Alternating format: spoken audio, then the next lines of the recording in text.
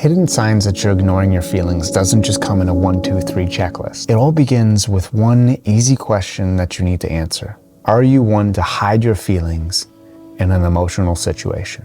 I know it can be hard to picture, so let me give you an example. Say that you recently broke up with your ex, and you were just absolutely broken. And you went the whole 9 yards. You dove into that pint of ice cream. You binge watched The Office on Netflix. And you were just an absolute wreck for a few weeks before you were able to come back into society. And yeah, it gets worse. Your best friend then tells you that they started seeing your ex. And I feel like it's an appropriate response to just freak out here, but you don't. You say, I am happy for you.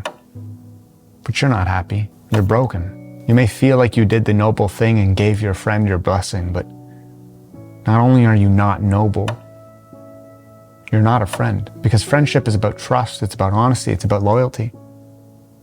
And even though that they weren't loyal to you, you weren't honest with them. So now that you're put into the feels with that example, is that you? Hi, I'm Joey Kidney, and this is me. That is so much me that example came from my real life.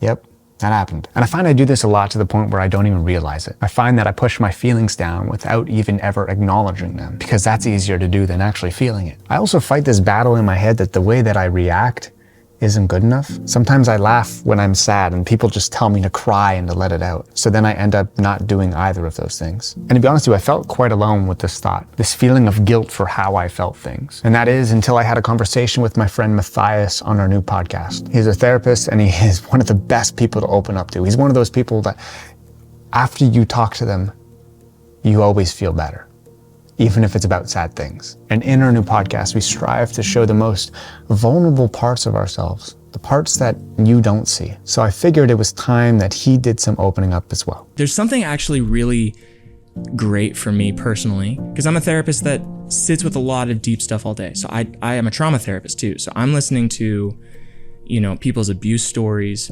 people's the most complex relationships, find a lot of meaning in helping people. That's what I signed up for. But there's something kind of like a breath of fresh air about comedy that kind of touches on similar vulnerable places, but kind of makes light of it.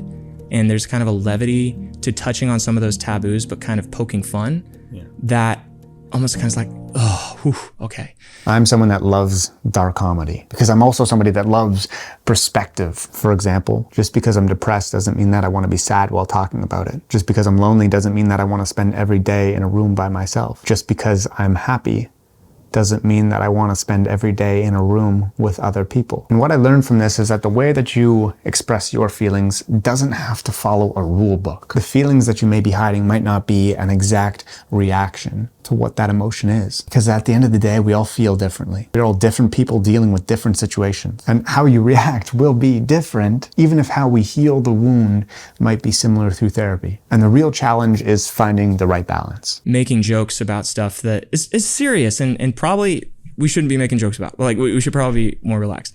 For me, it provides a counterbalance because some of that stuff that's super heavy, all you can do is either laugh or cry. And so you can cry, but for me, that spends 8 hours a day in a heavy, dark place about it, sometimes laughing about some of that stuff just helps balance me out emotionally. So here are the signs that you could be hiding your feelings. 1, physically removing yourself from confrontation, walking away from a tough conversation. 2, fixating on others, taking the time that should be allotted for self-help and replacing it with the fixer in your friends' lives. And number 3, busyness to burnout. This is one that I do often, where instead of acknowledging an issue or a feeling, I assign myself a task. I find myself unsettled. I am cooking, I am cleaning, working out, burying myself in work, all to the point where I burn out. And then I repeat that cycle because I don't want to sit with the feeling that I'm getting burnt out. So I get busy. But similar to Matthias, I find a lot of comfort in the uncomfortable jokes, let's call them. And tough take here, but I don't think that we should feel guilty for it. When you're watching these, you're not therapist you're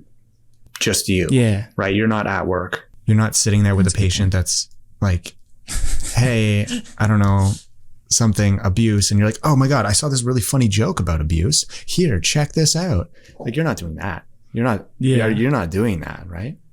No, not, of course not. No. We live in this world right now where the way that we feel and the way that we speak is under a microscope. So I want to take this unfiltered time to allow myself to remind you that the way you feel is okay. And a little secret here is that the more uncomfortable you feel while feeling them is the more vulnerable they are. And if you're somebody that needs more vulnerable conversations in your life, then our new podcast, These Guys Need Therapy, with Matthias and myself, just came out earlier this week. And we just released our first episode, so I'll leave it in the description. But allowing yourself to feel these feelings needs to be directed at yourself. So I took the task, and here are 3 things that I am going to do to remind myself to pay attention to my feelings. It's a long thing to list. 1, if you feel it, say it. This doesn't necessarily need to be a verbal thing, but more in the sense that if something comes up, acknowledge it right away. Any arguments that arise with my partner, my family, my friends, they always become worse when I just let them brew.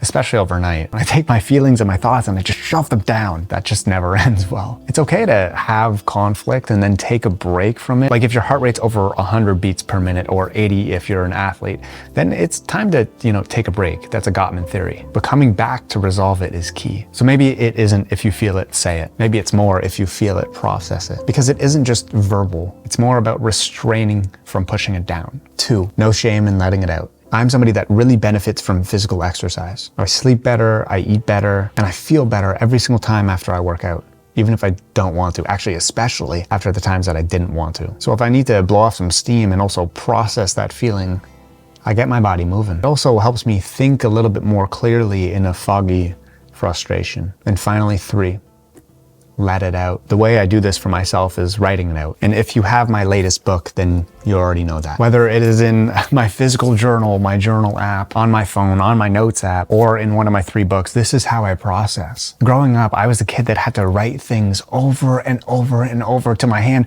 cramped so badly I couldn't write anymore, and then I had to write more. It was literally awful. It was torture. But it was the only thing that worked, because if I don't write it, then I won't remember it. And if I don't remember it, then I'll never feel it. And you, my friend, deserve to feel, because your feelings aren't hidden. Your lack of feeling them is just standing in the way. Thank you very much for watching. Stay you.